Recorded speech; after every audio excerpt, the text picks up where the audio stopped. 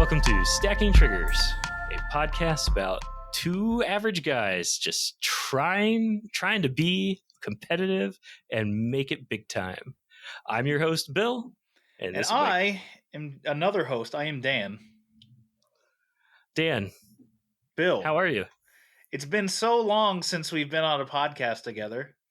It is. There's going to be fun times, and we're doing something new this time. Yeah. We're doing video. We're also doing video, so everyone can see how ugly we are. I'm ugly and I'm proud. I'm ugly. You gave me the ugly. Oh, damn. But yeah, you mentioned it. It's been 11 months. Yeah. We had to take a break for a bit. It was a long time. I was in the middle of a move. Mm-hmm. I think during our last episode. I also have two small children. And I think a lot of just life got in our way.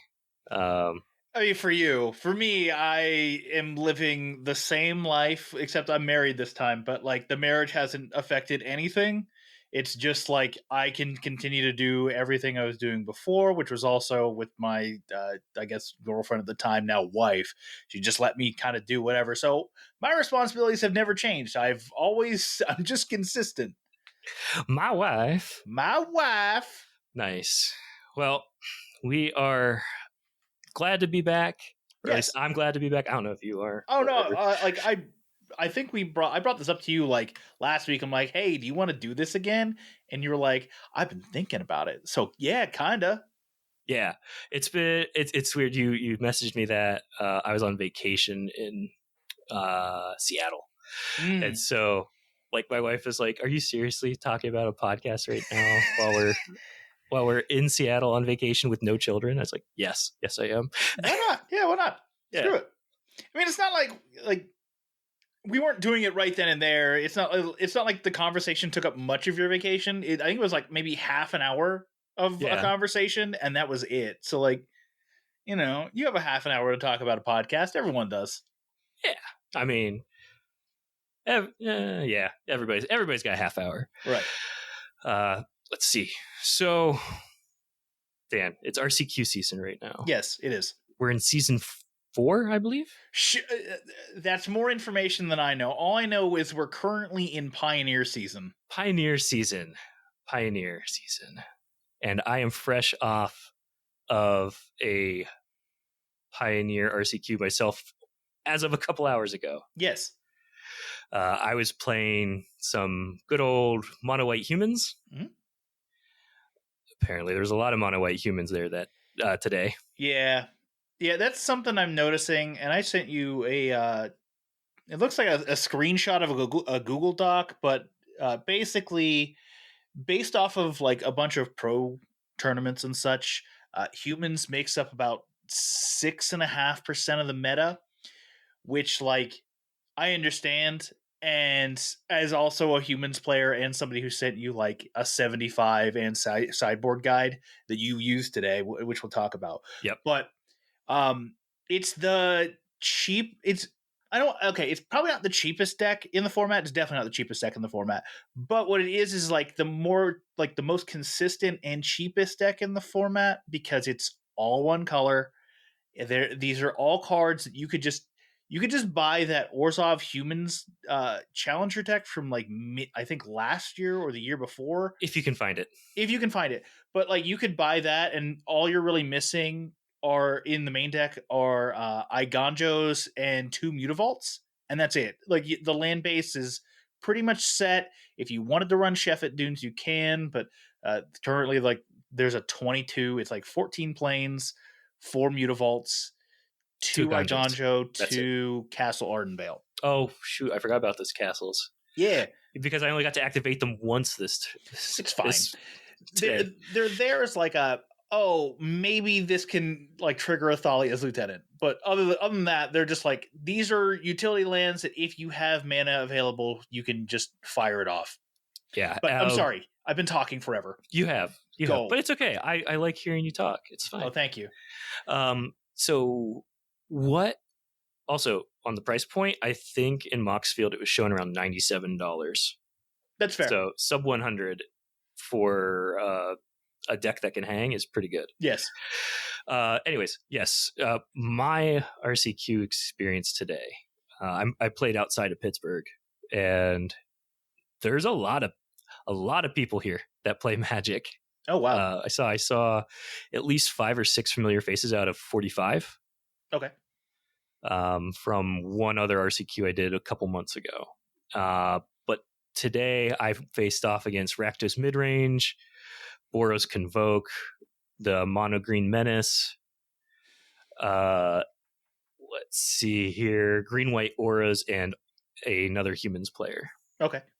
So overall, I went 2 and 3, and then dropped because there was no way I was making it. Yeah.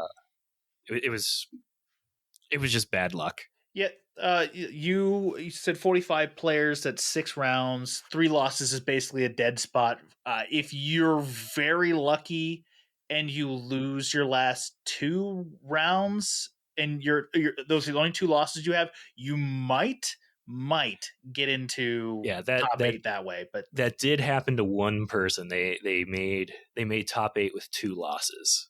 Yeah, but they were like the highest win percentage person, or game win percentage. So there was that. But yeah, just to kind of go over, I took some notes. Sure. So I don't know. Do we want to go over what I kept in my opening hands? Critique? No, I don't think we really need that, unless like it like directly, you feel like it directly contributed to your win/loss. Gotcha. Okay, that makes sense then. So first round, I had Rakdos Midrange. Sure. Probably one of the worst matchups for the Mono White Humans deck. Not in my experience. I find it very coin flippy. If they are a deck, like they're a deck that can tempo out, and I know tempo's kind of lost some meaning recently. Like a lot of people say, "Oh, tempo." Well, what does tempo mean? But like tempo meaning like on turn 1 they do something, on turn 2 they do something, on turn 3 they're doing something, turn 4, and they're using their mana all effectively. That's what I mean by tempo. That's a deck that can tempo out very easily. Although turn 1, most of the time, what they're doing is it's like turn 1 Thought Season, to turn 2 Blood Tithe Harvester, to turn 3 Fable the Mirror Breaker, to turn 4 Shieldred. Like that's that curve right there is insane, and that is why that deck can win so many games. Is like that is just so backbreaking that they're able to put out top end cards on every turn early game. Yeah. Yep. And they have the most efficient removal with what's it called, Fatal Push, especially against humans, because especially against humans, because if they crack a treasure, they can hit anything that you got. Right. So just to kind of go into it, my first round went 39 minutes long. I was able to hang with them for 39 minutes before they burned me out with Croxa. Sure. That was pretty rough. And then the second one, they had that like game 6 or so, or round turn 6. They had me. They were able to get an early Croxa again. Biggest thing that I took from that after talking with the player, he was like, "Dude, you had me first game if you would have just been more aggressive." He had a lot of big beefy boys. Yes. On the field. So like his the Stompers, what are they called?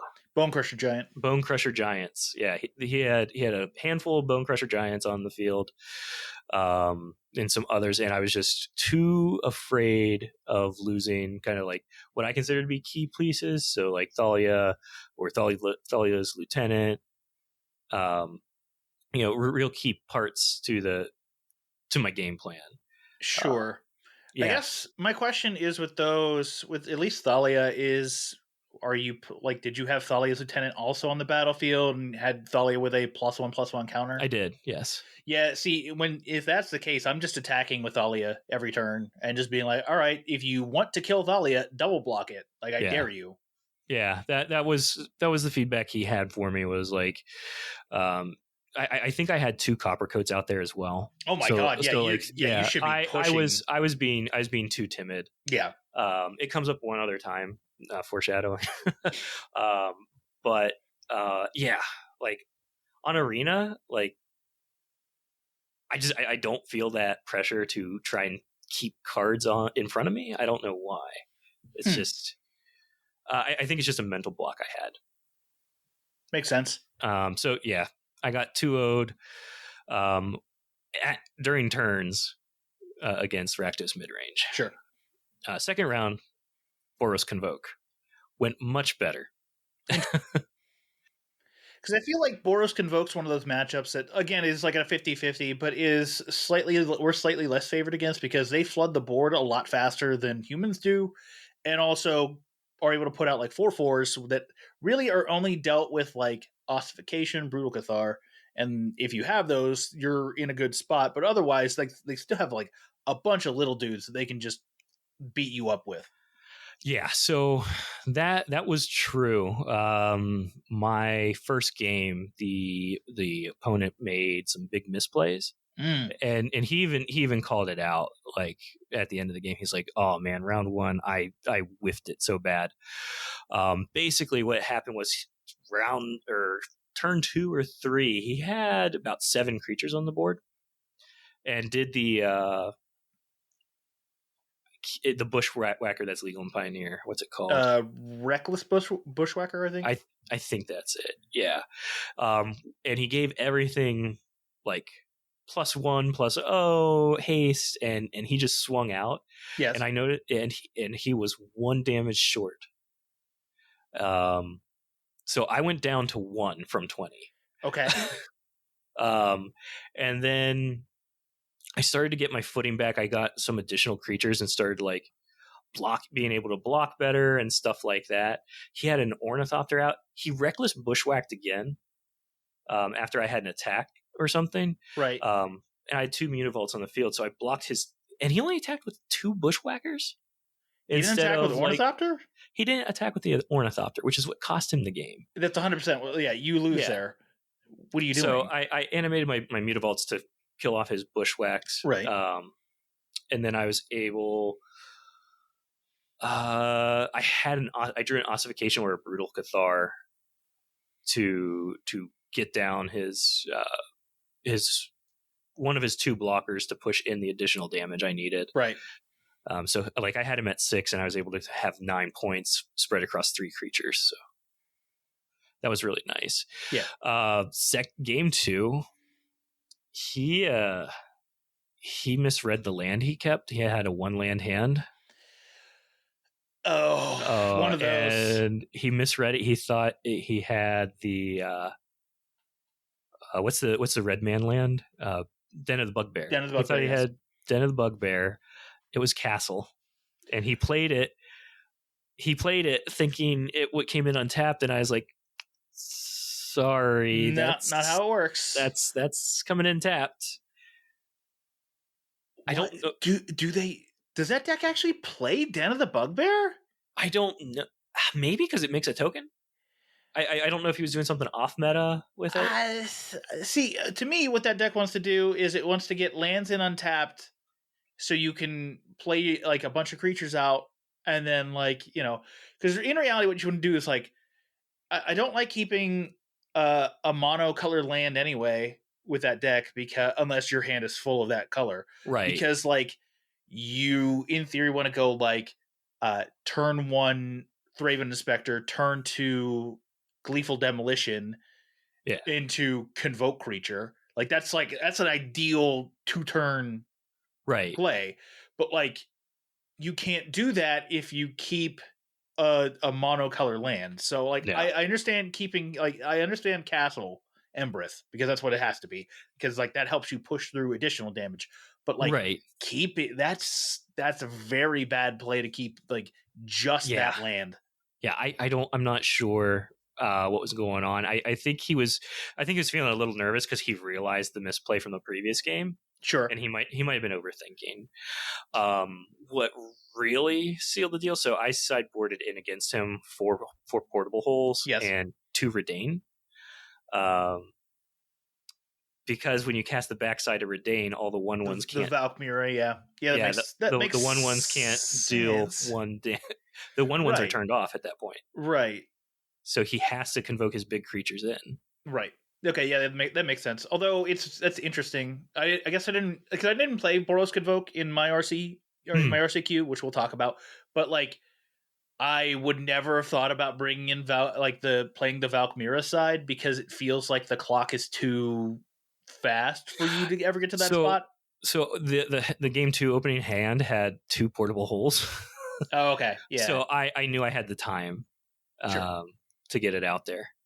But yeah, I just chipped away and just he just called it at like 9 life. He's like, yeah, I can't do anything to you. Yeah. So 1 against Boros Convoke. Nice. So let's see here. Next up, we had Mono Green. Now, this is a deck that killed me in my first RC. The Mono Green Devotion deck. Mm-hmm. I absolutely hated this deck with a passion because being able to infinitely do anything is dumb. Yes. We've talked privately that we think that Karn probably just needs to get banned at this point. Yeah. Like, I think I'm fine with Nykthos and them just like storm the festival like a bunch of times. Like, I don't care about that. That's fine. Let them do that. But like the Karn loop of Karn, get Pestilence Cauldron, play the backside of Pestilence Cauldron to like constantly name cards, or like it's to gain infinite life, and then they go then they go Stone Brain and then name every card in your deck until you're decked out, and it's just like, boy, this is stupid. This is a very stupid combo that should not be legal in this format. Yeah, it was. That's what I played against in the first RCQ I played. Today I was ready. Yes. So first round, great. Opponent mulled to 5. That makes sense, because not to cut you off, but what they want to do is they want to get to that point where they are able to either blow you out with Storm the Festival or like mill you out with Stone Brain. So like they're looking for that. So they're fine going down to 5 so long as like, they have like land elf, planeswalker, maybe Wolfalo Haven, and maybe a 3/3 or a 3 green mana creature. Mm-hmm. Nice. Yeah. It was a really good, like, I felt good that he milled that way. I didn't really think about the deck working like that, but I kept the following hand. I took a picture of it because it was kind of funny. I had 3 planes, a castle, a recruitment officer, a lieutenant, and Adeline. Oh, so you just curved perfectly. It was a perfect curve, and all I needed was 1 additional land to be able to just activate castle every turn. Yeah. So I had to get a picture of it. I have a picture. I'll send it to you, Dan. It's the most beautiful thing. But I was able to really run away with this one. He came out with he only had, I think, 1 or 2 elves, dorks. After he got Kiora out, though, I just focused down Kiora. Yes. Making sure that he can't undo anything, and he didn't want to block at all. He didn't block with his elves at all. That's interesting. Yeah, like, so I was swinging with recruitment officer, a 1/1 Thalia's lieutenant. Yeah, I was going hard in the paint with it because I hate their planeswalkers so much. Yeah. Yeah, Kiora does a lot. Karn does a lot, but like Karn's the more obnoxious one. Kiora at least is fair. In my opinion, I hate Kiora more. Really? Because to me, that's what lets them get to the threshold of being able to cast whatever they want. Sure. Because they're constantly untapping and then retapping, and then with Pestilence or whatever they're able to get back from the graveyard. They're able to just kind of loop their stuff constantly with mana. So I always try to focus those. The big thing I've always heard from people is that Kiora has too much starting loyalty because she starts with 7, Yes. and then she has a static ability too, which Yes. they're able to trigger constantly because they have Old Growth Troll, Polukranos, Cavalier of Thorns. Like those are all things that trigger Kiora, and they're able to draw cards like that. It's a perfect engine with the Kiora, Karn, all those big ass creatures that they're just tempoing out into. Yeah, it was. Yeah, I just, to me, worst creature to go against. Sure.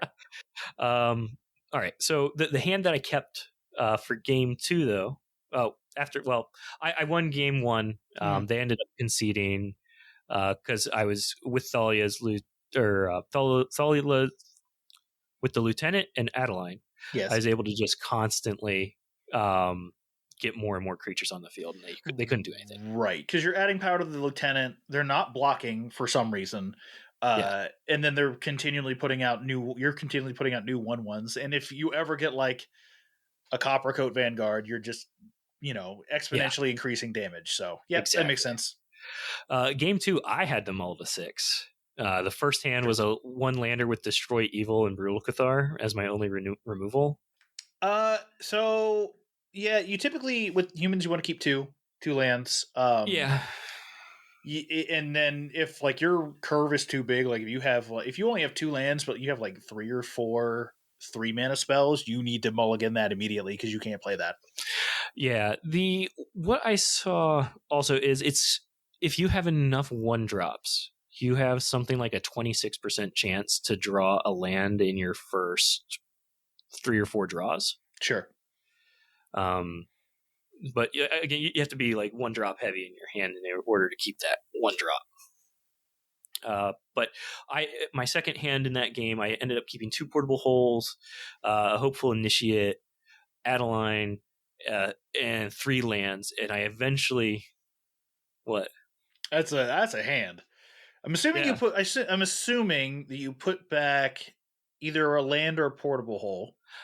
Yeah, I put back the land. I valued the removal a lot. Yeah, the removal I think is better in that spot because you can on turn 1 if they go land elf, you can take the elf, and then turn 2 if they go land Wolfwillow Haven, you can take the Wolfwillow Haven. Yep, exactly. So yeah, I bought him the land, and then like my next draw, I drew a lieutenant. So yeah. So like it was perfect. It was meant to be. The opponent played 2 dorks turn. For the first 2 turns. They did this weird thing where they kept legend ruling their Oath of Nissa. That's fine. They must have had either 3 Oath of Nissas in hand, or they just drew that many Oath of Nissas. Yeah, it's weird. It's just like it's fine because Oath of Nissa you're really just cantripping anyway. Like it doesn't like the legend rule, like the paying whatever color mana for a planeswalker doesn't matter. It's just you're looking for stuff with it.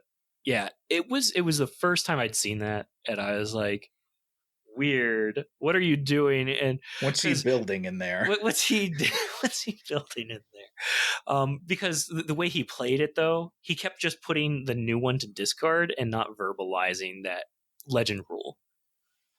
And so, like, it threw my brain off a little bit. But yeah, I kept, yeah. So, like, turn 3, he was able to get both a Kiora and a Karn out.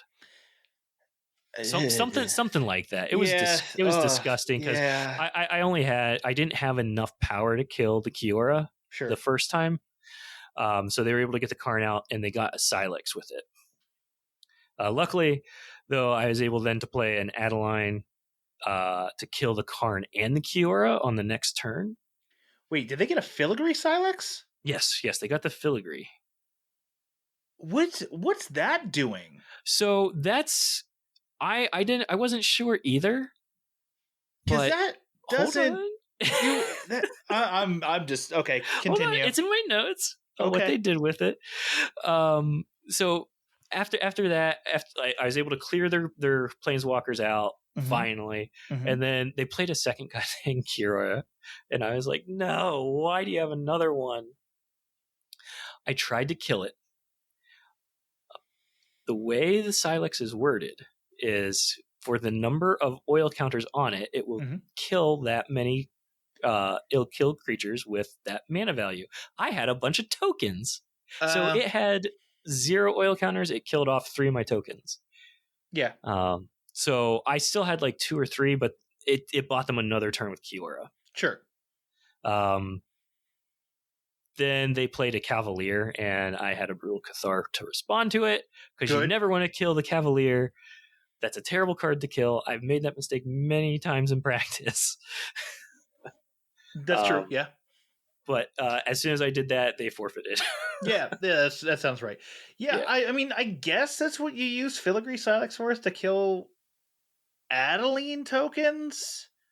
But that seems so bad to me. Like, it feels like you should get literally anything else. I think they were very desperate at that point, though. Like, what's I don't their know life what total looking like? Their life total was like 14. It wasn't bad. But I was building a board, and I think I had a lieutenant. Did I have a lieutenant? No, I don't see a lieutenant. Oh, yes, I did. Yes. So I was getting a fairly large lieutenant at that point. Yeah. I don't like them getting the Filigree Silex there. Like, I can see that really for I liked it. Boros Convoke. Boros Convoke, that's a good call to get, because you're just clearing off a bunch of creatures. But in Mono White Humans, unless you have like not like a bunch of 1-drops or a bunch of 2-drops, like I don't get that. Yeah, I don't know. I liked it. I liked that they forfeited. Well, yeah, you gotta love that they forfeit. Yeah, that got me like a lot of time to kind of cool down. Sure. So I was excited. Yeah. So game 4, my worst game. Sure. Probably the one that tilted me in going into game 5. Green-white auras. Yes. I have very little notes here because I was so mad. Sure, of course. But basically, turn 1, they were able to get the hexproof elf for 1 mana. Glade Cover Scout. Yes, they were able to get them. Turn 2 or 3, however much Light Pause costs. They were able to get, turn 2 then. They were able to get Light Pause out instantly. And then they drew a 3rd land, and they were able to just, by turn 4, 17 damage straight to face. Yeah, that sounds about right. That deck is hard because you can't take care of their Bogle, but you have to answer the Light Pause. I feel like them, because by that point, a normal player will know, like, oh, they're playing humans. Like, I feel like they should know, okay, humans has Brutal Cathar and Ossification. I shouldn't be playing Light Pause on 2. I should be playing Light Pause on 3 to actually get Light Pause going.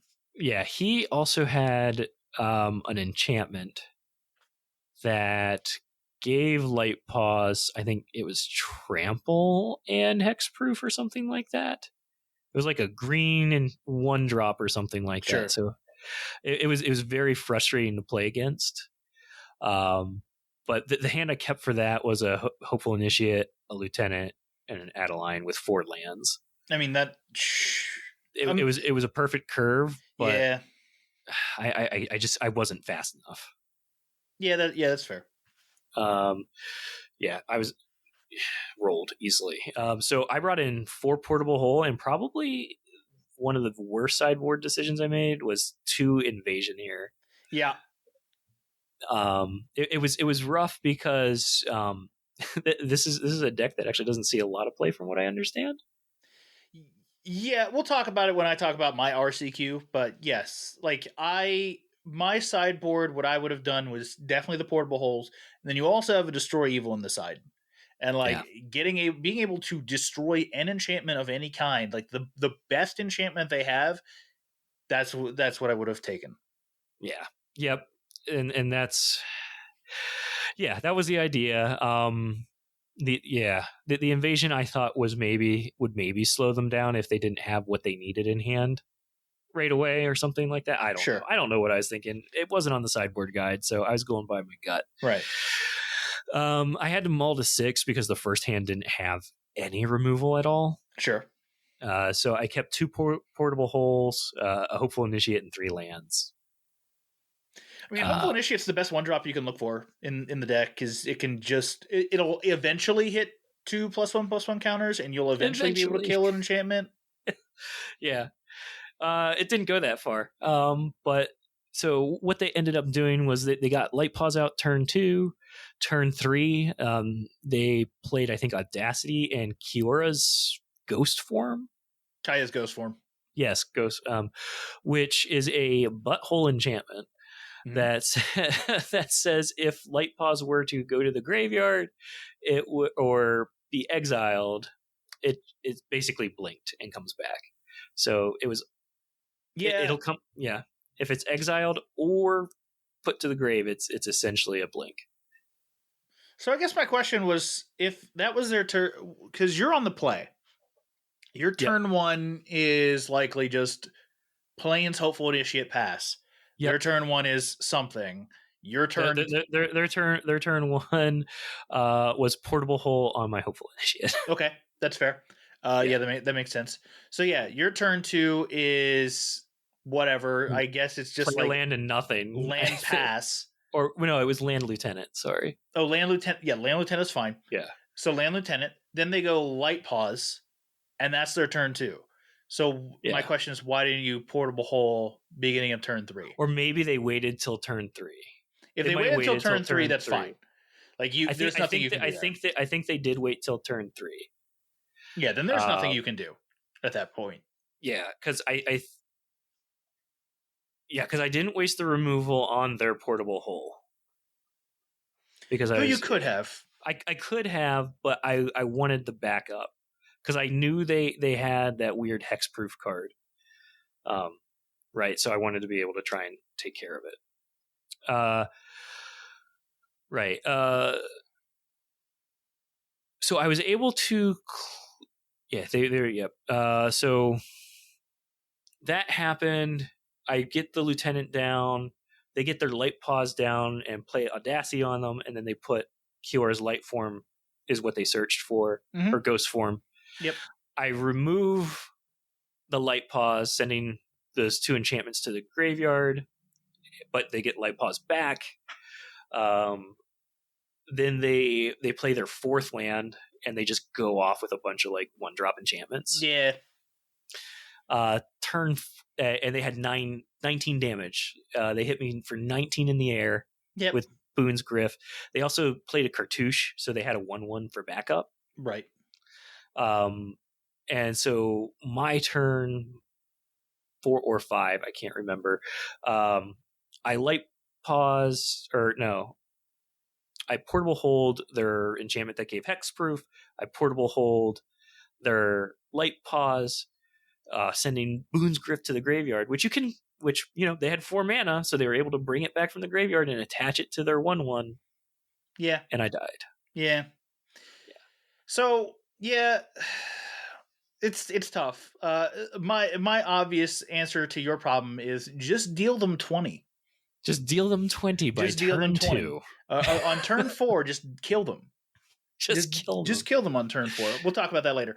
It's Invasion's too slow in that matchup. It's just way too slow. They're also a combo deck if you think about it. So they're going to mulligan to the point where they will get what they need in order to try to kill you as fast as possible. Yeah, the kid got in my head too, because he knew what I was playing, and he was like, I've been waiting for this matchup all day. Because he knew his deck was heavily favored against mine. I don't feel like it's heavily favored. You don't think so? No, I think it's a perfectly okay match. I think it's a 50-50 draw-dependent matchup. Well, he got in my head because I felt like I had nothing. Well, you said that he was you were playing his friend in a prior round, so he knew what you were playing before you came into the matchup. Yes, he did. Yep. And this is my problem. I feel like with these events that there should be a rule that says if you are not actively playing or cleaning up from playing after your match, you leave the play area. Yeah, that would be nice. Yeah, because he knew exactly what I was playing, and he was able to do a little bit of that talk, and it got in my head, got under my skin a little bit. Because I honestly thought he was Rakdos Sack, because he had also revealed a what's it called? Gigantha? Yeah, Gigantha. And I was like, ooh, all right, Rakdos sack, here we go. But no, that was not it. Game 5, my final game, Mono White Humans, was the matchup. I did not take notes here. Sure, I was that's fair. so heavily tilted from Green White Auras and this game that I dropped. The first game, it was a longer game. We both kind of flooded out on lands. Sure. But he was eventually able to pull through and get an attack in with Kithian. Yeah. Yeah, and so he transformed Kithian. I had on the table when he transformed Kithian three Coppercoat Vanguards. Yes. Athalia's Lieutenant.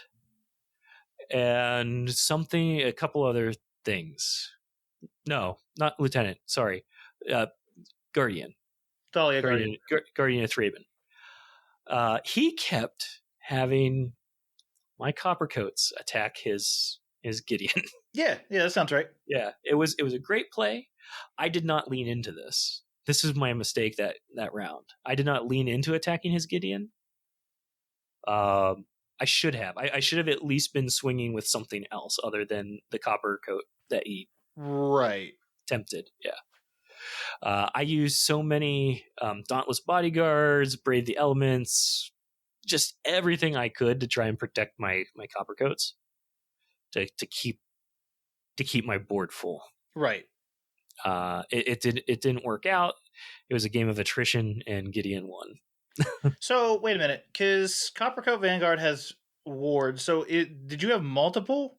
I had 3. So we flooded out early. Okay, so he doesn't have enough lands to just. Yeah, he had so many lands. We both did. Okay. Yeah, we had so many lands. We each were able to activate 2 castles a turn. Okay. Yeah, it was bad. Yeah, that's very bad. Second game, I kept a 1-lander with 2 portable holes in hand, and I think it also had 2 portable holes and like 1 or 2 other 1-drops. Sure. Yeah. You can get away with it there. It was a recruitment officer. That's what it was. So I was like, oh, 2 damage for 1 man. That's pretty good. Sure. But he kept more lands than I did, and he was able to outpace me. Sure. Yeah. I did end up drawing the 3rd land for my Adeline, but it was too late at that point. Yeah, it feels like your hand was okay in game 2, but it's one of those where it feels like you should have mulliganed to 6. I know why you kept, but like 1 land in this deck doesn't win you a game almost. I actually ever. think I did mulligan. I think I did mulligan. If you mulligan to 6 and that's your 6, like that's it's not great, but it's fine. And obviously you put back like your most expensive card. Yeah, I think I did mulligan to 6. I can't remember. I was so tilted. Sure. And on RCQ days, I'm hungry both competitively and physically because I didn't eat breakfast. Yeah, that's moronic. That's a bad call by you.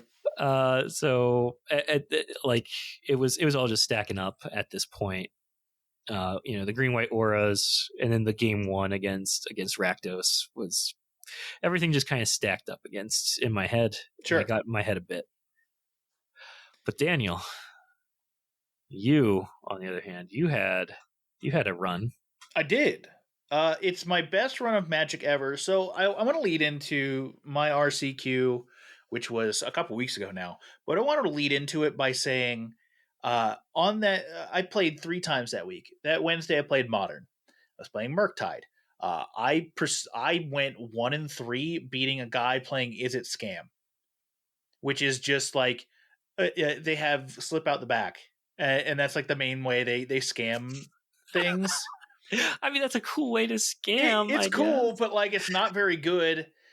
Like it just doesn't do any. It's just like worse Murktide. So like I just beat that guy. Like, but that was like the 0-3 bracket, and this is like I'm just here for experience. I'm trying to get all the shitty Magic out of the way. Then I played a little bit of Pauper on that Friday. I forget what deck I even played. I think it doesn't matter. It was a deck. It might have been Mono Blue Fairies. I don't remember. The magic was like subpar there, so it was like, okay, I'm improving. I went from dog shit magic to subpar magic. So Saturday rolls around, and I'm browsing the humans Discord, the Magic Humans Discord, and somebody posted a sideboard guide matrix that I sent to you and you were using. So we've been running the same 75. So I run that 75. I'm like, okay, good, a sideboard matrix, great. I need this. I don't know what the sideboard. I'm an idiot. So I get there. I don't do any test hands because this is like a somewhat new build. It includes Giant Killer, which is now I think becoming more standard, which is good because I saw it today a lot too. It needs to be standard in this current meta because like it helps deal with Shieldrids, it helps deal with the mono green matchup, and also the Gruul matchup if you ever run into that, which I do. So round one, I'm playing against Enigmatic Fires, which is a combo deck that plays Fires of Invention, then gets out Enigmatic Incarnation, and then it proceeds to dump like high value creatures onto the battlefield. So it's very enchantment focused. Game one, I just smash him. I'm like, I don't even know what the fuck you're playing. Like I like he plays like a Kenrith at some point, and I'm like, okay, Brutal Cathar, all right, swing for win. Like I win like turn 5. Game two, it's going worse. He plays a Temporary Lockdown on 3, which, as you know, Temporary Lockdown being like the best card against mono white humans. It's like, okay, so that happened, and then he just goes, all right, Elishnorn, and I'm like, cool. In my hand is currently 2 Dauntless Bodyguards and 2 Thalia's Lieutenants. So like these don't do anything. I'm gonna draw and see if I get a Giant Killer. If I don't, I'm just scooping. But I think I also put back the Giant Killer, and that might be in the sideboard matrix or not. Because I was just like, is this just control? Is this just like 5 color control with like a blue white focus? Like I sideboarded for that, so I put back the Giant Killer because I still have no idea what he's playing because like I did not see Incarnation or Fires of Invention until game 3, and I just saw Fires of Invention. Okay, so I gotta ask. You said Elish Norn. There's like 6 different Elish Norns now. ETB preventing mommy. I think that's the second one that was printed. It's Elish Norn, Mother of Machines. Okay, got it. Yeah, the 4/7, like the 2 removals that I have for that. Well, 3 removals, but of course they're all ETB effects. They're all ETB effects. So it's just like I don't beat this, so let's just move on to the next game. So the next game, I'm on the play. I like swarm the board again, and then going into turn 3, I draw a Thalia, and I'm like, cool. I've drawn a Thalia. That means their Temporary Lockdown is put back a turn. So I drop the Thalia, and I'm just attacking. Yeah. Like, and I have him down like very low, and he's just like, great. So again, I get another free attack the next turn, and I have a Mutavault on the battlefield. He's down to 2. So he's just like, all right, Temporary Lockdown. Here's 4 mana for Temporary Lockdown. But you win because you have the Mutavault. I'm like, Mutavault MVP. I mean like Thalia MVP. Like Thalia wins that game like single-handedly just because of that. Well, like I basically time walk him. Yeah. Because of that. And get an additional attack off of it. And then, having him down to 2 is like fantastic. So yeah, start 1-0, which like I rarely do in tournaments. I never start 1-0. Round 2, I play against Rakdos, mid-range, lose game 1, win game 2. Game 3, I keep a very questionable hand and a hand I regret keeping now. But it was like Hopeful Initiate or Recruitment Officer, one of the 2, Thalia, and 5 lands, 2 of the lands being Mutavault. So I'm like, okay, this hand like battles through removal. I'll keep it and play with it. Yeah. Well, he goes turn 0, Thoughtseize, takes the Recruitment Officer or the 1-drop. I'm like, okay, I don't have anything to play, so I'll just develop the Mutavault now in case like something happens to the Thalia. Yeah. Something happens to the Thalia because he goes turn 2, Thoughtseize. And I'm like, well, there goes my plans. So I'm just like swinging with Mutavaults. I'm just attacking with Mutavaults. And eventually those get removed. I'm drawing nothing but lands. I think the card I eventually draw is a Brutal Cathar, and by that point it's too late. So this is like, I kept a very bad hand. It was the worst hand I kept all day. So, go down. It's 1-1. Round 3, I'm against Gruul. And that's not a matchup we're favored against. Like, I'm looking at the sheet, and it's something like, where is it? Oh, they're favored. They have a 70% win percentage against mono white. What? Yeah, it's crazy. It's our third worst matchup. Is this the Gruul boats? Yeah. Yes. Yeah. Okay. Because he was running Asika's Chariot, Sky Sovereign, that kind of stuff. I 2-0 him. Like, I think I forced him. I forced him into a really stupid crew with what the hell's it called? With Asika's Chariot. Like, it was a very obvious bait that I was baiting him into crewing this because I had Giant Killer in hand, and all I wanted him to do was crew this goddamn Asika's Chariot on my turn, so that way I could get a free attack. Like, so he goes, all right, I'm gonna crew my Asika's Chariot, and I'm like, cool. Before blocks are declared, Giant Killer killing your Asika's Chariot, and it's just like, why would you ever crew in that spot? So yeah, I just basically completely outplayed him. Like, I guess he just didn't know what he was doing. So He goes to 1-2. He drops, which will come back later into the story. So round 4, I'm playing against another Barakdos midrange. It even says on the top of his deck box in like a label maker font, Rakdos midrange, and I'm like, are you fucking with me? Do you just have that on the deck box so that way I don't think it's Rakdos midrange, but it's actually like, what mind games are you playing? It was very obviously like Rakdos midrange. Oh my god, that's funny. So there's an interesting interaction that I don't think materially affected the game. Mm-hmm. But what happened was I had an Adeline, a Mutavault, and another creature. The Adeline had just been summoned that turn. So my 2 creatures attack, and I'm attacking them. And also I have an Invasion of Gobakhan that also is active at this point. Yep. So I have the 2 creatures attack the player, and then I have the 1/1 token to finish off the invasion. Well, as anybody who reads Adeline knows, it says player or planeswalker, not battle, because battles weren't a thing at that point. So I made an illegal play. Again, I don't think it was materially effective because I would have just switched one of my creatures to attack the battle instead. Like the Mutavault probably would have attacked the battle instead.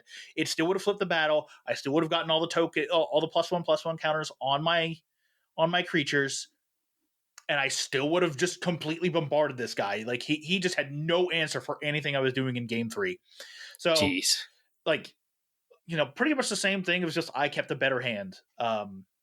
I don't really have any notes on this matchup.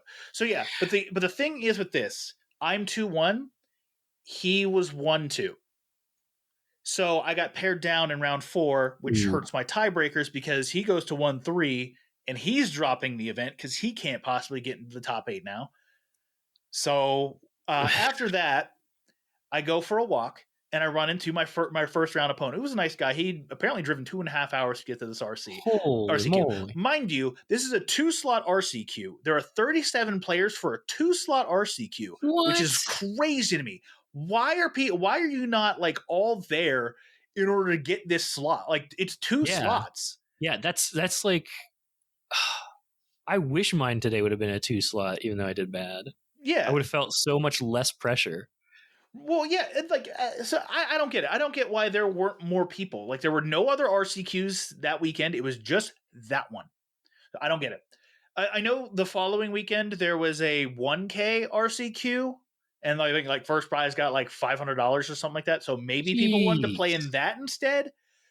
But like, it's a 2-slot RCQ. Why would you not? Like, I slam that shit. Like, immediately go to that. So I'm talking with my first round opponent. He's like, yeah, I'm 0-4. I'm like, oh my fucking God, my tiebreakers are so bad. He was 0-4. He was 0-4 and was playing because like he'd driven 2.5 hours to be there. But so like I don't even, I got paired up. Everybody I was paired up against today had the same score I had. nobody had a worse score or a better score. Yeah. It was just like, because it was a 30. Oh, well, you were 45, but like it was a 37 player RCQ, so somebody had to keep getting pared down, and because my first round opponent, good for him though, kept playing, it actually like actively harmed me that he kept playing. Oh man.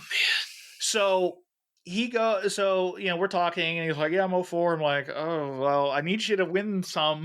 Like, I know it's 6 rounds. I need you to win like your next 2 there, buddy. He comes up to me after round 5. He's like, oh, I won that one. I'm like, thank fucking God, finally.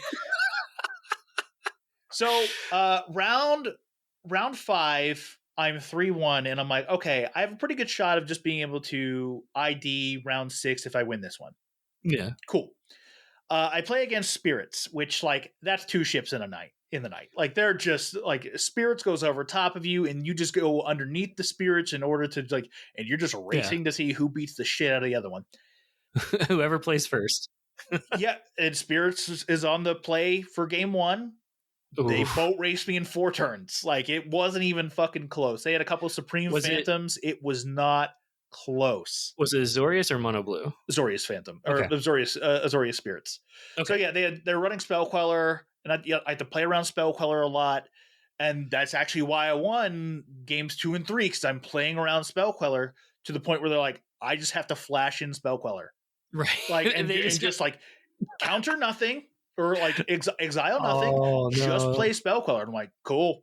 That has to feel so bad to do that, though. But like that's exactly the way I just played. I had Adeline. I think in game 3 I had Adeline in my hand the whole game, and I'm just waiting for them to drop this Spell Queller that I know they have, and then to eventually tap out to play the Adeline. And then after that, it's just like, because they were playing. Were you playing like 1-drops and stuff, trying to get them to take the 1-drops? Yeah. I'm playing like real cheap shit, so they just take it. Right. Yeah. And I'm like firing up Mutavaults, so they just take it. Like they can't do anything with that. So it's just like I'm using my mana in different ways, so they can't Spell Queller anything. That's crazy. Yeah, but then they use, I think it's Shacklegeist is the one where you tap 2 untapped spirits you control to tap a creature down. They just kept doing that instead of anything in games 2 and 3. It was just like I lost no life in either game. That's so weird, because like that's so bad for them to do that, because like they're tapping down probably your biggest thing, but if you have a Mutavault or like damage adds up. They were tapping down, I think, Thalia's Lieutenant at that point. It's just like, okay, you're tapping down Thalia's Lieutenant. Here's a Mutavault. Here's a couple of 1/1s. Oh, now I have Adeline on the board. Let me just off to the races. Oh, I have a Copper Coat. Here we go. Like they just couldn't do anything. So yeah, I win that matchup, and I'm like, cool. I'm in top 8. Like there's no questions. Yeah. I'm in top 8. Round 6 rolls around. I am pared down yet again into a 3-2, and he's a 3-2, so I have to play the game. Because like he has a shot to still make it to top 8, because 1-4-2 is going to make top 8. It will not be me if I'm the 4-2, because my tiebreakers are so fucking bad. I'm getting pared down, so I have to win this matchup. It's mono red aggro, or like red deck wins. Game 1, I win like so easily. It was the easiest game I think I've ever played in my entire life. Like he just did nothing the whole game, like just nothing. How did he do nothing? I don't know, but like he just everything. I think I had ossification instead of like brutal cathars, and I was just able to be like, okay. Oh, and he wasn't able to burn it out. Yeah. And I'm like, you can't kill my brutal. You can't kill the ossification because it's an enchantment. So you're red. Good luck. Good luck. Game 2, I just it was just like Obor of attrition. Like I just could not out damage him, and he was just burning me to face. Game 3, it got really, really close, but he kept attacking with Kumino faces Kakazan, or like the backside etchings of Kumino into my 2/2? into my Vigilance Adeline, which had at least 3 power. So it's like, why are you doing this? Like, you're just trading a creature in for no reason. You're like, if you just kept them back and stopped swinging, like, you're dealing me 2 damage, but you're not advancing the game state. Like, you could clearly trade off some creatures and power down my Adeline, but instead you're doing something so stupid. Like you're just misplaying off of this. So I just unless he thought he had, like, maybe he had something like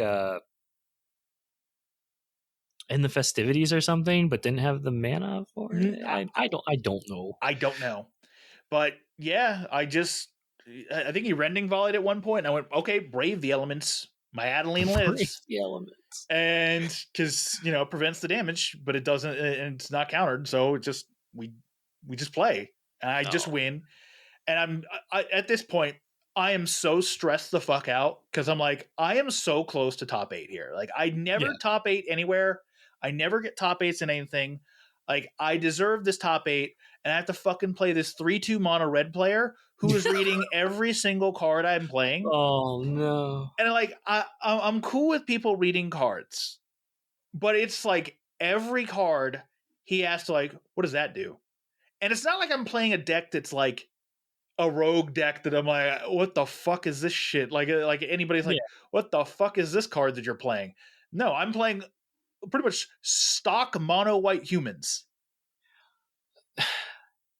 Right, and it's like these are like a handful of these cards are standard legal too, so it's not like they're old and nobody's seen them in a long time either. Yeah.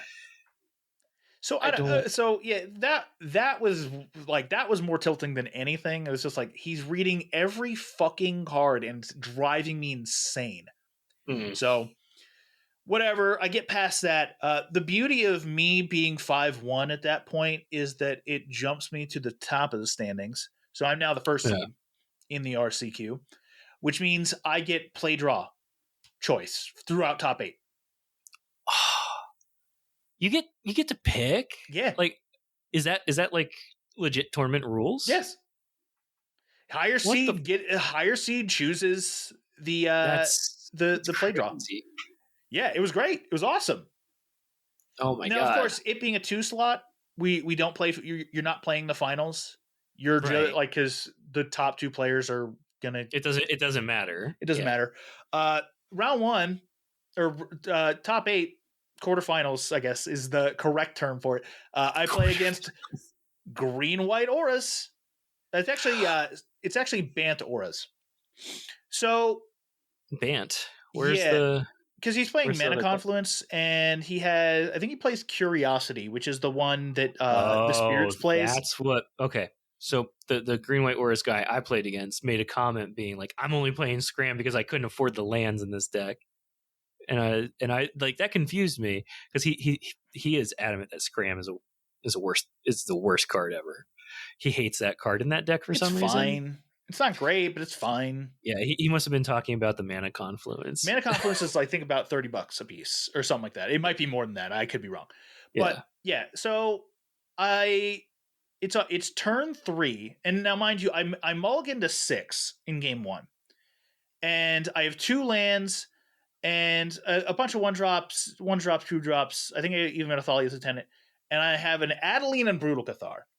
And so whenever you have 2 lands, you're always putting back 1 of your 3-drops. So I'm like, I have no idea what this guy's playing, but he's seen me play, of course, which again, we've talked about it, but shouldn't happen.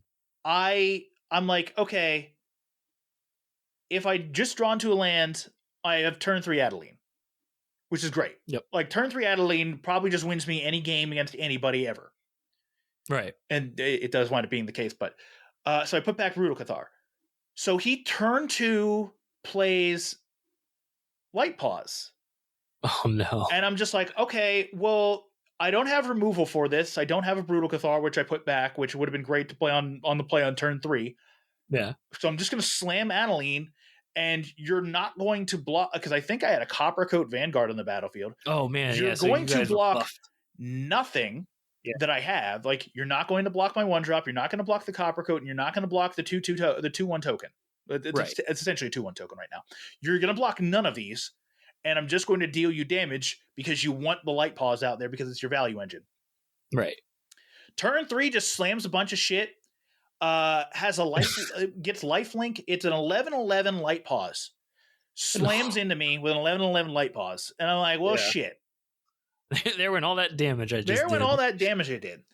So he's back up to 20. I'm at 9. Like we basically just swap life totals. Like he was at 9. I'm at 20. Now it's the reverse.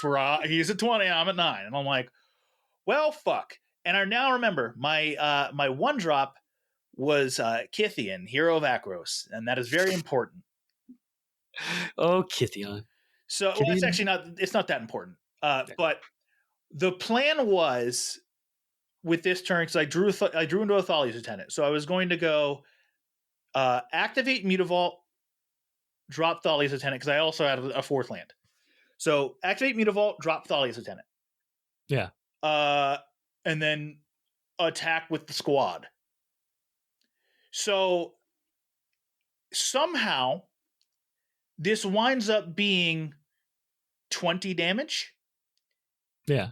Because it's Copper Coat, Thalia's Lieutenant, giving everybody a bunch of +1/+1 tokens or counters. So it's like 7 power Adeline, 4 power Kithian, 4 power Mutavault, 4 power like a 3 power token, a 3 power Copper Coat Vanguard, and a 2 power token. Yeah. I think that massed out to 20. It was some there was a lot of damage. It was some fucky thing. Yeah. And so we're counting it up and like 20? Both of us look at each other like 20? So we go through it again like twice to be like, that's 20. Because what the plan was going to be was that all I wanted to do was transform Kithian. Yeah. And then just have the light paws attack Gideon instead. Yeah. So that way I don't lose, and then I can potentially still win off a crackback. Because I think I'm doing like 16 damage. Right. Roughly, like 16-ish damage. That's what you thought. on like this backswing. So like even if he gains 16 back, I still have a Thalia's Lieutenant, and I think I have like another couple humans in hand, so I can like pump up the Thalia's Lieutenant and just kill him. Yeah. Nope. Just kill him on turn 4 with exactly 20 damage. Yeah. Just kill him on turn 4, Dan. That's what I was telling you. Just deal 20 deal damage. him 20 damage. Just deal 20 damage. Just deal 20 That's all damage. it needs. So, game 2, I just looked at something. I was like, because again, our sideboard matrix doesn't have anything for this. Yeah, no, I had nothing for this. So I'm like, all right, he's just playing a bunch of cheap spells. So Portable Hole is great here, and then their enchantments. So Destroy Evil is great here. And I shave some stuff. Keep the Hopeful Initiates because like eventually those are good if the game goes long enough. Although I think it's a bad call to attempt to hope that the Hopeful Initiate stays for that long and gets to 2 counters and you have 3 mana. That's too much in my opinion. Like that's if your game grinds on, and against auras you're not going to grind on. That's great against the Fires of Invention. Yes. Enigmatic whatever maneuver. The same deck. Enigmatic Fires of Invention, Enigmatic Incarnation. But yeah, it's good. It's fine against those. Very bad against auras. But like, it's still one of the better cards I can have in the deck because it's a 1-drop. Just in case. But yeah, I think I sided out like a bunch of Dauntless Bodyguards. Yeah, I've noticed like a lot of the things you side out half the time are the Dauntless Bodyguards and not Hopefuls. The what's it called? The recruitment officers.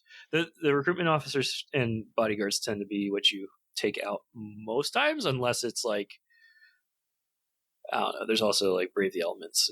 Well, it depends. Brutal. It's very dependent. Like against control matchups, you're taking out Brave because you don't need it because you're not attacking through anything. You can't give anything protection, so you're just like, all right, goodbye, Brave. I don't need you. So yeah, game 2. It was just a game 2. Like I just smashed him. Like it wasn't particularly close. Like I think I hit Light Paws with a Portable Hole. And it's just like, okay, It's over now. I win. Your guy didn't know how to protect his light paws. Yeah, Apparently, it was, or like he got light paws, but he wasn't. He had a glade cover scout and a light paws, and he's just attacking. Like he has to attack with the glade cover scout because that's unblockable.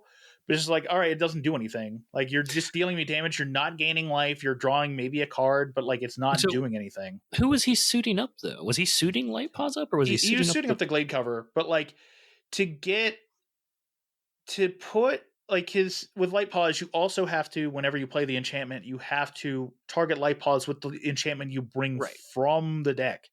Yeah.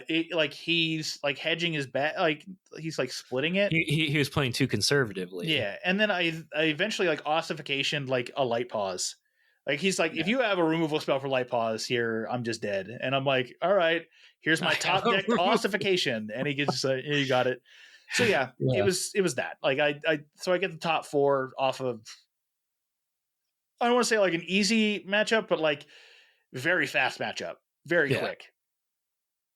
All right, so you're in top 4 now. So I'm in top 4. It's mono green devotion, which like I hate that deck with a passion. I don't feel like I play against it very well. Game 1, I'm on the play and I lose. Like I just lose. Like I don't know what I was doing. I think I got in my own head about it and I just lose. Yeah. So I'm like, all right, great. Here's my top 4. I don't get to go to goddamn fucking Atlanta at least this week, but you know, I have 2 more RCs. It's fine. Yeah. Game 2, I don't even remember what happened in game 2. I just slowly beat him down. I was using my removal smartly. Portable holes, destroy evil came in because you want to be able to remove a big guy every now and then. Game 3, he mauls to 6 because he's on the play. I stay at 7, and my hand is like couple lands, portable hole, Thalia, Guardian Thraben, and Mutavault Kithian. These are all important. Well, yes, there are 2 cards that are very important. Thalia is important. Thalia is very important to the story. So he goes land elf. And I go, okay, plains portable hole elf. And then he goes, draw, pass. And I'm just like, a what? Okay. You just drew and passed? Draw, pass. And I'm like, okay, sure. Mutavault, Thalia, pass. He goes, draw, play forest, pass. Oh my god. So, like, based off of that information and based off what he told me, the hand he kept was forest, Wolf Willowhaven, elf. Oh no. 3-drop creature, 3-drop creature, Kiora. Oh no. So like the Thalia screwed him over. So the exact sequence that I played was the only thing that could beat him. And also like miss a land drop on turn 2. Which he did. So like I don't think I had that much in my hand, quite honestly. It was all reactive stuff. Like it was like ossification. I think I might have had like another portable hole in there. But like I just was like, okay, I'm gonna just keep with Kithian, Thalia, and Mutavault. And then Kithian transforms into Gideon, and I untap the Thalia. And for some reason, that was what he was like, okay, I concede now. Like I don't know I don't know why like Thalia getting untapped was the thing, because like I untapped Thalia and he basically just like immediately conceded from there. It's like I don't know what Thalia does in this spot that makes it like why you would like I get being frustrated and keeping like a very risky hand that has like this mega high upside that beats me. Yeah, like that beats pretty much anybody unless they have this very specific draw. Maybe it's because of the like. Maybe he just like figured out was like, well, even if I draw a land, I'm going to be so far behind that I can't keep up or something. I don't know. Well, because even if that's the case, he could still go like Old Growth Troll or Polukranos and be fine. because how much mana did he have though? well, if he draws a land, he's at 3 mana, and therefore he can play that creature. Right. Unless like it's a Lair of the Hydra. If it's a Lair of the Hydra, then he's fucked. That could have been what he did. And if he drew into the Lair of the Hydra, that's fine. Like that, then I understand. But like, yeah, because Gideon can just transform the next turn and become a 4/4 creature. So I'm attacking again with 8 power. He's at 10. Yeah. I like even if he somehow got rid of like even if he put like a creature on the battlefield or even 2 creatures on the battlefield, I'm still attacking with 3 creatures. He's just dying. So like maybe he drew the Lair of the Hydra. I don't know. But he just offers me the handshake. And I'm sure he was mega pissed because like there was 2 things that happened in this match. One, I was like, man, I fucking hate this matchup. I never win this matchup. Yeah. Game 3, he's like, he's in the middle of like salting it out a little bit, and he's allowed because I salted after game 1 a little bit. He's like, oh man, I never win this matchup. I'm like, I don't win this matchup, man. I fucking hate it. I hate this matchup so much. But like, the other thing that happened was I was like rubbing my knee because I was like, I'm fucking nervous going into game 3. It's this game. And I look down at my hand and it's just like covered in blood. And I'm like, what the fuck? So I somehow opened up my knee doing something. So I'm like, okay, well, we have to take like a 5-minute break here because I got to wash my hands. I got to clean up everything. Yeah, you don't want to mark your cards. That's cheating. Exactly. So it takes about like a 5-minute break and we're an untimed top 8. So like that 5 minutes was super helpful because it also like helped calm me down because I wasn't looking at cards, wasn't thinking about cards. The card, like my 7 was drawn face down on the mat, just waiting. Yeah. So yeah, like that I'm sure he was salty about that too, but like, yeah, he was not happy, but like he's right. Like the exact draw that I had and him not drawing a forest is the only reason he loses that game. Yeah. I don't know, man. So mono green, like I thought it was an unbeatable deck, but like hearing like the people in the humans Discord talk about it. Yes. I'm starting to side with them. I think mono white humans is really good against it, even though the numbers don't seem to prove it. Well, you say that, but again, that matchup matrix shows that mono white humans win 62% of the time. Wait, hold on. Am I reading the matrix wrong? You might be. It says 38% for me. Am I mono white humans, mono green, wrong. Mono white humans is the 4th one down. Mono green is the 2nd one over. 4th. Oh, I am reading it backwards. Yeah. Okay. 60. Okay. So yes, the numbers support the claim. Yeah, but like I just maybe I'm wrong. I don't feel like the matchup is. I feel like it's more even than that. You think it is? Yes. I don't know how you beat that deck if it just rolls. Like, because I got 2-0'd by it a couple times. Like in practice. And it's just like, I don't know how you fucking beat this deck. Yeah, I don't. So with me, it's always go for the dorks. Like, of course. Yeah. But it's somehow they always have Cavalier Thorns. Yeah. Is what I see. And instead of just killing it, because that's what they want you to do. Like, other than leave it alone, they want you to kill it because they get shit back from the graveyard then. Right. So I have instead started just when I see Cavalier Thorns come out, I leave it alone until I get an Ossification or a Brutal Cathar. But like for me, whenever I see Cavalier, it's pretty much just over at that point.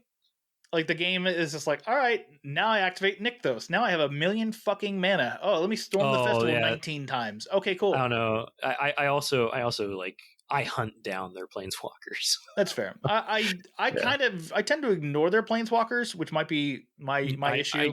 I don't think you can. I think ignoring their planeswalkers gives them too much value because you get again with Kiora, they get to constantly untap. Right. And then Karn just lets them cheat. Yeah, I don't. That's the thing, though, is when both of them are on the battlefield and you can only kill one, like, which one do you prioritize? I think it might be Kiora. I would prioritize Kiora because take the mana away. Yeah, that's fair. Yeah. It's one of those matchups I still don't know how to play against because I don't see it too much. But when I do see it, I'm just like, I don't know what the fuck to do here. There's just so much going on. I see it on Arena all the time. All the freaking time. So, if finals were to be played, I would have played against a Lotus Field player. You probably would have rolled that. Oh, humans fucking dumpsters Lotus Field. Like, Lotus Field can't do fucking anything. 78% wins. Yeah, like, if you resolve a Thalia against Lotus Field, you just win the game. That's humans' best matchup. Oh, by far. It's humans' best matchup by far. Yeah. Like, it's in that and, like, Neoform Atraxa, like, Phoenix somehow, Dimir Rogues, you also dumpster based off of this matchup matrix we're talking about. Yeah. But, like, yeah, I know I would have won that matchup. But interestingly, they had a 91 win percentage, 91 game win percentage. 91. Oh, the Lotus Field player. The Lotus Field player had a 91 game win percentage. How? I don't know. I think I had like 68% win percentage, which matches up because I never got O2'd. Do people just not know how to play against Lotus Field? I guess not. Like, because in reality, against Lotus Field, you have, like, if you're not killing them by turn 4, it's just kind of over. And I think that's part of the problem is no one's, like, all the other decks don't do that. Yeah. Actually, it's turn 5. I lied. It's turn 5. Unless they have, like, some ridiculous setup. Because on turn 3, in theory, they're going, like, they're playing their Lotus Field, unless they're getting the Hidden Strings to untap it, and then playing like an Arboreal Gracer to put out Thespian Stage, and then I don't know. Yeah. There's weird shit that they could potentially do, but like, yeah, turn 4 is when they're roughly copying the Thespian Stage or like untapping a bunch with like the Lotus Field, but I don't think they can play like their combo to where they get like Omniscience and then dump their hand and blah blah blah. I hate that combo. But I think turn if you're not killing them by their turn 5, it's just kind of over. Yeah, I can see that. Yeah. And there's not a lot of decks that do that in the format. Like Mono White's one, Spirits is another, Red Deck Wins is another. Like those, Greasefang apparently does pretty well. Greasefang can do it pretty well because it combos on turn 3. Rakdos does pretty well. Rogues does well against them too. Rakdos is interesting because I feel like that takes forever to combo. But I guess you're light. Well, actually, no, because they can just go approach. Like I don't know what you're doing there. But I wonder if Rakdos is because of all the Thought Seizes that they run. Yeah, Thoughtseize, like Hand Disruption's very good. Like you bring in Invasions against them, you bring in Retains against. Like your post sideboard matchup is so easy. Like if you know, and I knew going into the matchup, or I would have known going into the matchup that he's playing Lotus Field. Like I'm like potentially aggressively mulliganing for Athalia. Oh yeah, yeah. So that way, like you can't Hidden Strings on curve, or like it costs more mana. You're just behind on mana constantly, and I'm just like you can't remove it. The only thing you can do is like slow it down using Arboreal Grazer, and that's about it. That only lasts so long until you get enough lieutenants out. Yeah, yeah. But yeah, so like I felt like I would have won that matchup, and I probably would have gotten the slot anyway. But yeah, so that was my RCQ. I went 7-1 on the day. So you're going to Atlanta. So I'm going to Atlanta in December, which is fucking wild to me because I haven't really thought about the Pioneer format since I played my RCQ 2 weeks ago. Honestly, I would have taken the time off from it if I were you too. Like I would have, so I was on vacation, and every spare minute I had, I was on Arena, like grinding it out, trying to like get the reps in, and it still didn't. It didn't help me much. I mean, you're probably grinding a little too hard, or you're not grinding in the correct way. I don't know, but yeah, I haven't thought, like I barely thought about Pioneer. I played a little bit of Arena. Rakdos is a fucking miserable matchup. I'm very thankful I dodged it for my RCQ. Because it's unwinnable. Like I won game 1 just by happenstance, but like games 2 and 3 was just a fucking miserable experience. So yeah, The only way you can win it is if you get lucky and are able to remove the cat or the oven. Yep. So, yeah, I really haven't thought about Pioneer. There's nothing really to even worry about, too, because in theory, before DreamHack, there's going to be 2 sets released that are going to change the format again. Yeah. Yep. Because you have the Wilds of Eldraine and then the Ruins of Ixalan or something like that. Yeah. It's Eldraine then Ixalan. Yeah, and the it's not getting shaken up at all until later half of the year anyway. Right. Q3 for Eldraine, Q4 for Ixalan.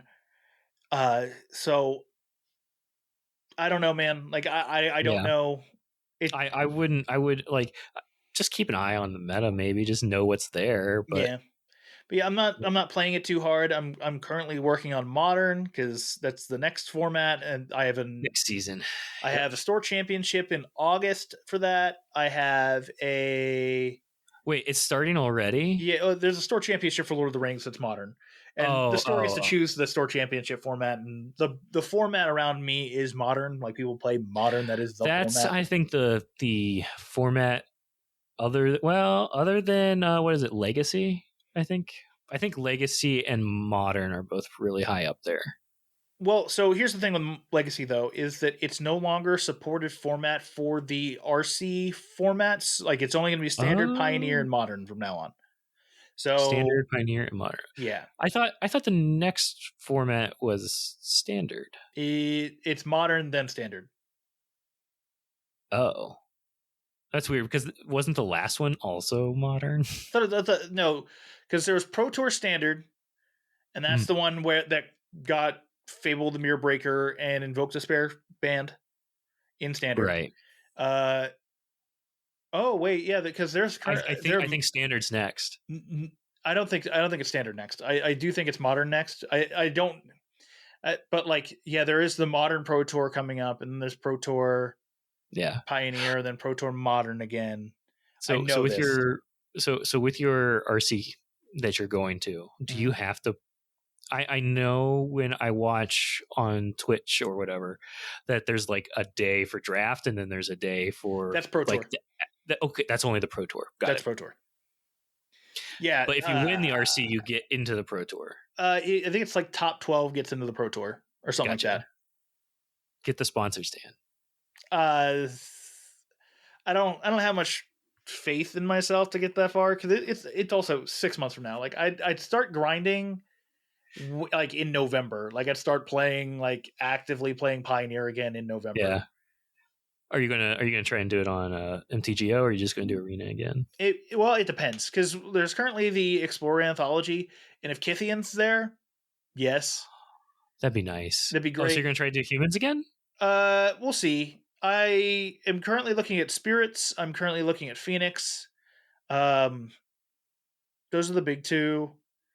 I hope that Red gets actual things that it can do, because like Red doesn't do anything. Red the burn spells in Red are so fucking bad in Pioneer. It's actually insane. I think the Pia deck. The Pia deck seems fun. I think the Pia deck might break out after a little more crafting. Yeah, that's like, but the thing is like that fast lane, like the Boros fast lane is $10, and I don't want to spend $10 on fast lands that I fear might get reprinted soon. Oh yeah, they would be, wouldn't they? In theory, but because the fast lands that were printed in All Will Be One were not in the standard form, or were not in Pioneer at all. Oh, previously. Yeah. So that's why like Azoria Spirits got a big lift out of that. I think Black Rakdos got a big lift, which Rakdos fucking needed. It needed, buddy. It definitely needed it. It was Seachrome Cross Rakdos. It doesn't really matter. Copperline Gorge, like Rule got a big boost. So like I'm hoping they get reprinted in either Eldraine or Ixalan, but I'm not holding my breath. But yeah, we'll see. We'll see what I decide to play. I have like 6 months. Right? Like it's 5 months at this point. But like you got time. I got plenty of time. So like it's not even worth me like stressing about. I just want to like play Modern, figure out Murktide, figure out how to play against the One Ring, which like people want banned. I think the card's fine. It only gives an extra turn, right? It time walks, but also it doesn't protect planeswalkers, and the big deck that's currently using it is 4-color, and they have planeswalkers, so you can kill their planeswalkers if you want to. Every deck should use it. And then no, not every deck, because creativity shouldn't use it, because creativity can creativity into the One Ring, and that's not a great trade-off, is to go creativity into a One Ring, especially if you hit multiple. Murktide doesn't want it. Anything Hammer Time doesn't want it. Amulet doesn't want it. Scam doesn't want it. So like those decks all kind of need a little bit of something to keep up, and like the Murktide, because that's what I'm playing is Murktide. The Murktide list is constantly in flux, because this is like, all right, well, we need to stop the One Ring. All right, well, the decks that play the One Ring play a lot of like elementals, or like the pitch elementals. So bring in subtleties. So have your spell pierces, your counter spells, and your subtleties. This is like, Jesus Christ, this annuls. Somebody actually was playing a null in a sideboard. I'm like, rip.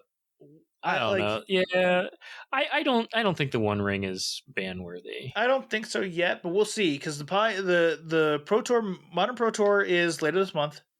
Yeah, we're gonna see how prevalent it is, because remember that Fable of the Mirror Breaker in the Standard Pro Tour was like 65% of constructed decks. Mm-hmm. So we'll see where the One Ring stands. Who knows? There's currently a new shell that Spike's playing with. It's the One Ring, Bowmaster, and Shieldred. Which, what a dick! That's a shell. You want to talk about a fucking shell? That's a shell. Like the one, like Shieldred just being like, okay, the One Ring does this. Okay, I tap the One Ring in response to its own trigger, and gain a bunch of life. And the trigger doesn't kill me anymore. Oh no. Trigger doesn't kill me anymore. Oh, you're playing a One Ring and you want to play. Oh, here's lose X life because of Shieldred. Oh man. So we'll see. I gotta start thinking about my Modern deck. Yeah, Burn seems like it's in a good spot.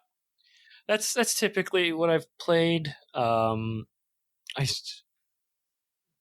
at the same time, it's the version I played last time around was the Gruul version that sometimes casted Thrasta. Yeah. This time I'm thinking I'm going to lean more towards the Boros version. Maybe throw in Underworld Breach if I could. Breach is a good card, so yeah. Yeah, but at the same time, like the deck runs out of mana fast. Yeah. So it happens. I'm not sure. I'm not sure if I want to do that yet or not. There's a couple brews with burn. There's a mono red burn that's like artifacts, so it's just like Voldaren Epicure, Ragavan, DRC, Synth. So I only have 2 Ragavans, so I don't feel like paying crazy amounts for the monkey. Why not? Because I'll tell you what, I did, and it's great. I get to build whatever. I kind of get to build whatever deck I want to now. You get to build any red deck. Any red deck I want. I can just throw Ragavan in and be like, look at the money I have. Heck yeah. So yeah, that's modern. Modern is whatever it is. It's far off. It's in flux right now. So I'm worried about modern. I can play modern for the next 3 months and care about that. But that's the thing too, is the RC that I'm talking about in August is a destination RC. Or RCQ. So I don't know if that is during the Pioneer. It's a destination RCQ. So the way destination RCQs work is that if it's within a season, you need to either be a limited RCQ, or you need to be that format's Pro Tours RC. Like Pioneer, you need to be playing a Pioneer RCQ. Mm-hmm. And you're gonna have a Pioneer RC, and then you're gonna have a Pioneer Pro Tour. Yeah. So with a destination RCQ, you can circumvent that and just pick a format and be like, hey, this is a big one. Like, it's open to 1 million fucking people. It can be whatever format we want, so long as like modern, Pioneer, standard. Legacy might get away with it there. Mm-hmm. But yeah, they're doing a big modern 10K. And the thing is if it's within this current season of Pioneer, technically I can't play in that because I've been asked to not play in. Well, it's been said to me, Oh, you are yes. forbidden from playing in any 10K or in any RCQs. That's right. Yes, because you are no longer, because you were already going. You don't need to go twice, Dan. Right. But that means then that I lose out on the ability to compete for a 10K prize. The practice too. Well, it's a modern event. Yeah.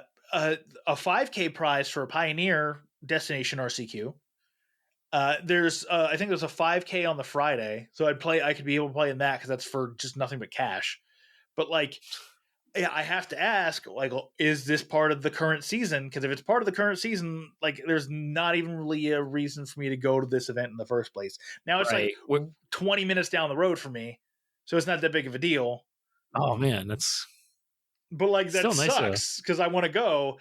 And the side Yeah. events, like it doesn't seem like there's gonna be any like decent side events, like no popper side event, which I want there to be a popper side event because like those are That fun. sucks. But like, yeah, if it turns out that like, yeah, these are for the like Pro Tour Pioneer, then it fucking sucks that I can't go.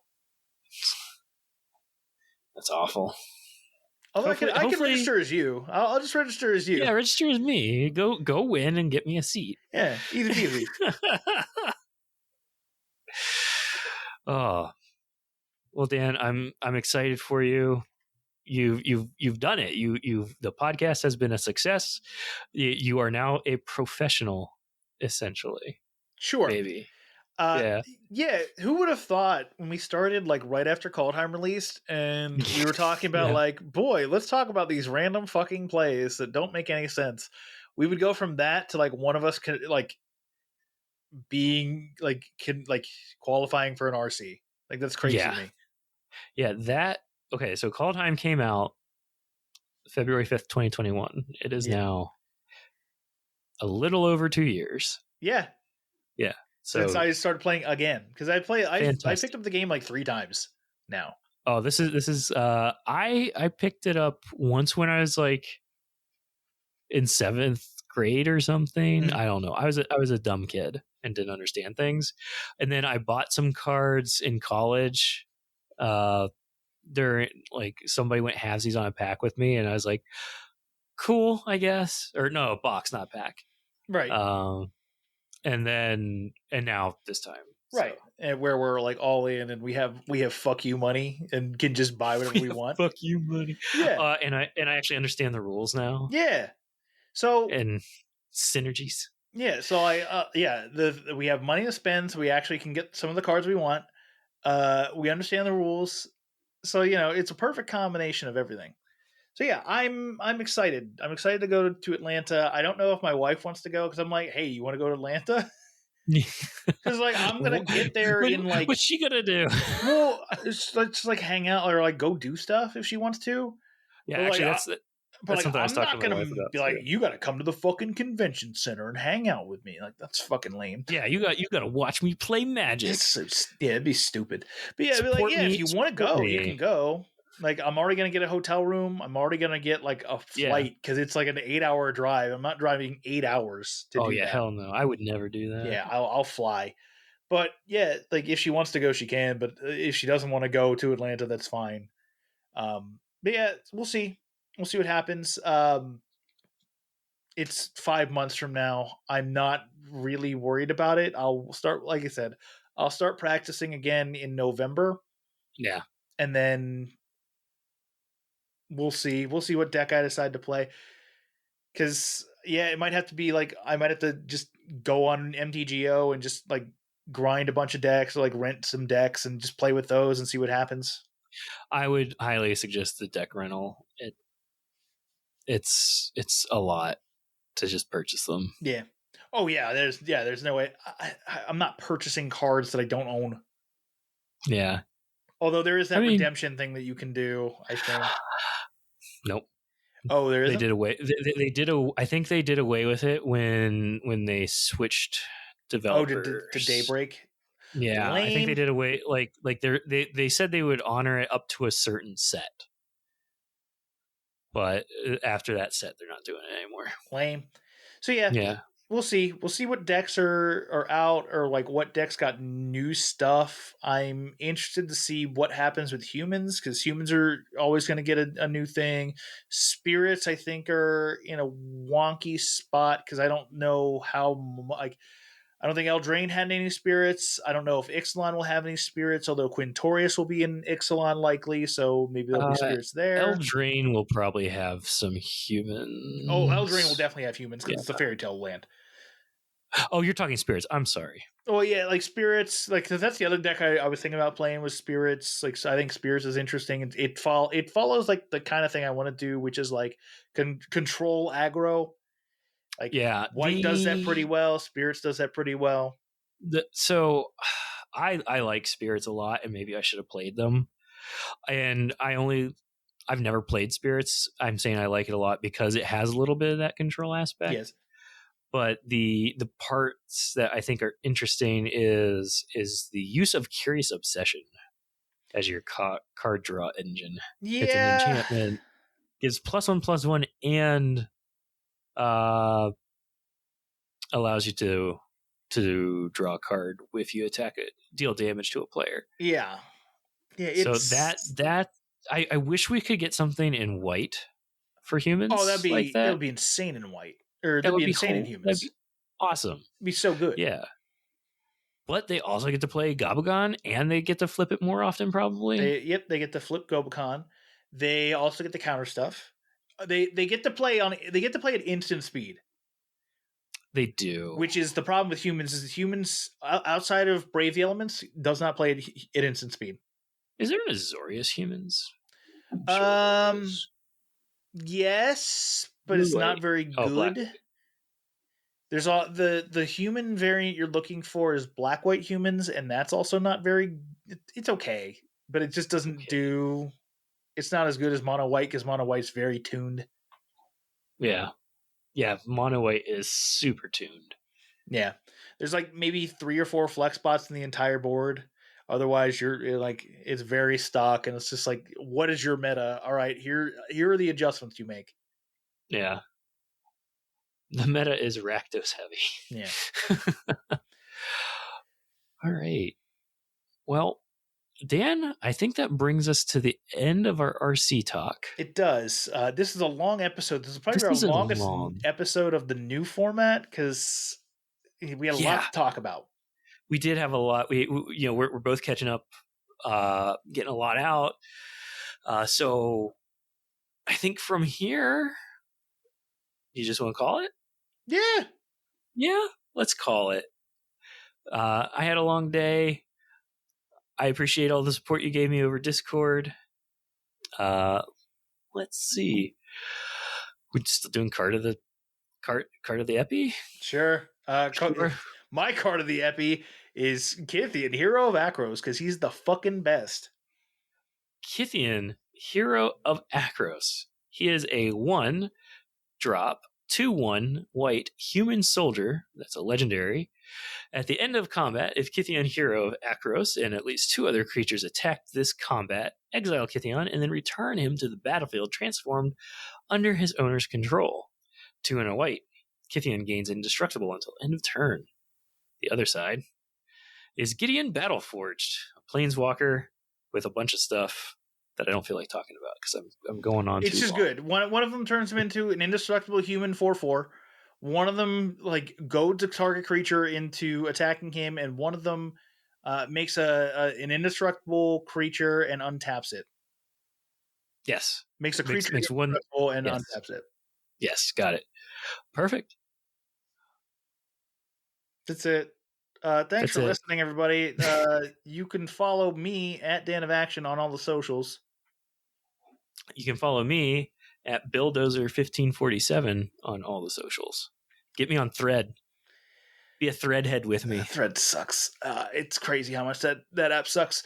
Yes, thank you for listening. Follow us on all podcatchers if you haven't already. Please leave us nice reviews as we're beginning a new journey with this. And also check us out on YouTube, where this video will also be posted to the Stacking Triggers YouTube.